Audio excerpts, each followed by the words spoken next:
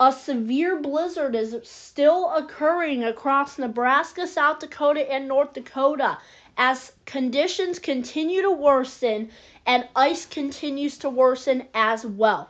I have all those details for you right here, right now. Let's get started once more. I know this is my second video today, but this is personalized because I got a new iPad today.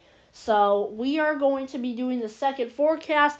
I'm going to be timing this blizzard out for you and potentially lake effect activity for you later in the week right now. Okay, so you can see right here, let's time this out here. You can see around 8-ish here. This is what the radar could look like here. Ice accumulation in portions of South Dakota getting up into Minnesota with the low pressure system centered over northwestern Iowa here. And as this continues here, as we go into the overnight hours here, notice that the blizzard is circulating around the low here. And it is doing kind of this formation here as we speak here with warmer air advecting from the south and cooler air advecting from the north. So we're going to continue because we have a disruption of southerly push. This is why we got the ice accumulation going on in this region here.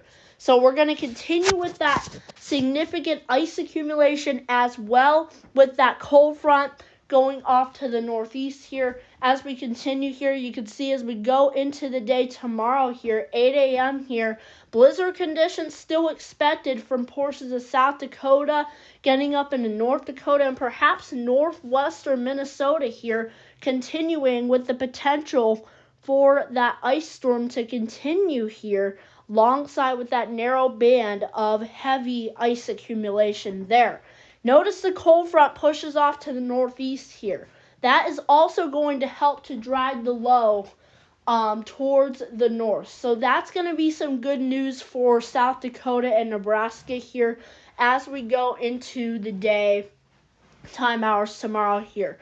And then you can see that happening as it moves slightly here. Ice accumulations expected here now for South Dakota as we go into the evening hours tomorrow here, with still that long side narrow band extending all the way from South Dakota and beyond here, probably all the way to the northeast, I would assume there.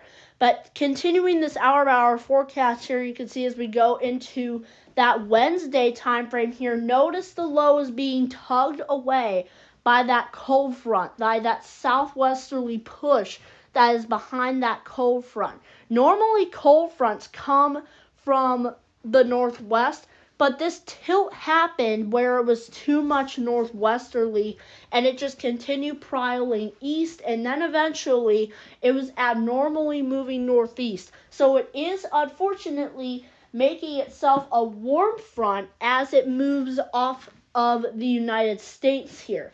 So this is now a warm front. There we go. It's not a cold front anymore as it moves off the coast of that time frame there. But you could see that this is going to drag that low eastward, and then eventually it's going to completely die off here. But then as you notice here, we start to get some northwesterly flow back in here.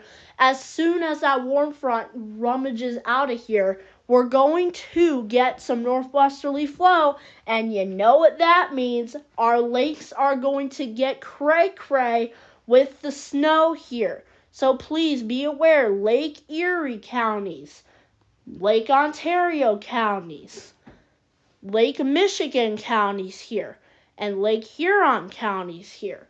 Please be aware of the lake effect that is going to happen late this week here. And it starts on Thursday here. You can see the lake effect snow starting to go off here. Gets really active here. Light to moderate snow at times there. And then you notice we're going to get that push in there. And we may get some push off of here as well. So that may be some inland snow there. But we can have some lake effect snow from Lake Erie, perhaps of Lake Ontario here, or I'm sorry, Lake Huron, and potentially Lake Michigan here.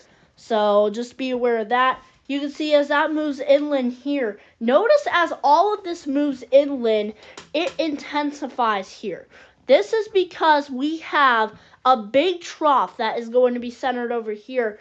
and the lakes are actually going to be quite cool. So this is not going to support any big lake effect, but as it moves inland, it starts to get energy from that freeze and potentially that cold blast we could have later on as we go approach New Year's. But you notice here as I zoom you out, we could have snow as far south as Georgia, South Carolina, North Carolina, Tennessee, and Alabama. We could have southerly coast snow. That is to be honest with you. And as we go into this time frame, that's just that. As we go into that Friday time frame here, all of this area will experience ice or snow.